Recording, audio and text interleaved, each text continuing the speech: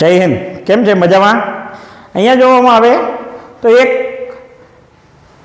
દાખલો આપેલો છે. એમની અંદર એવું આપેલું છે કે ABC ત્રણ વ્યક્તિ આપેલા છે, A, B અને C.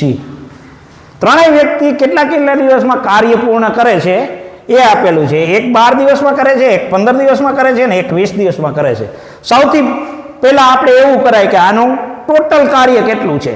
તો એનો મતલબ ટોટલ કાર્ય કાઢવું હોય તો આપણે આનો એલસીએમ લેવામાં આવે. આનો એલસીએમ જોવામાં આવે તો બધાને ઉડાડવામાં આવે તો 60 થાય.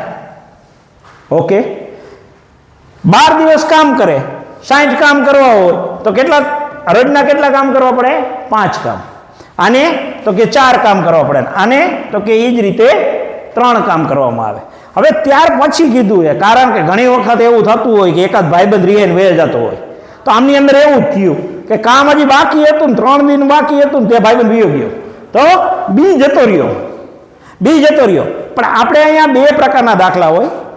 એક હોય કામ શરૂ થાય અને શરૂઆતમાં જતા રહીએ, અને બીજું એવું હોય કે કામ પૂર્ણ થવાના લાસ્ટમાં જતા રહીએ.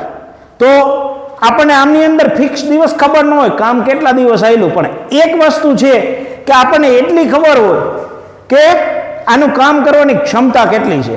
આવી રીતે આપેલું હોય ને એટલે સીધું જ એક જ વસ્તુ કરવાની, આની કામ કરવાની ક્ષમતા છે, જેટલા દિવસ છોડીને જતો રહ્યો હોય ને એટલા દિવસ એમની અંદર એડ કરવાના. એટલે આ કેટલા દિવસ પહેલા છોડીને જતો રહ્યો? તો કે 3 દિવસ પહેલા છોડીને જતો રહ્યો.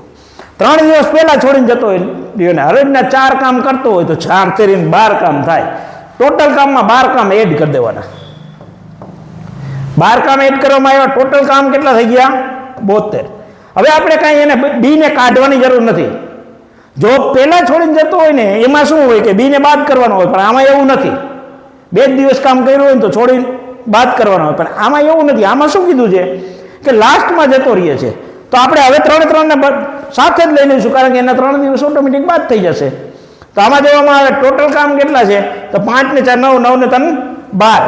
આને 12 વડે ઉડાડવામાં આવે તો 12 × 6 72. એનો મતલબ 6 દિવસમાં કાર્ય પૂર્ણ થઈ જશે.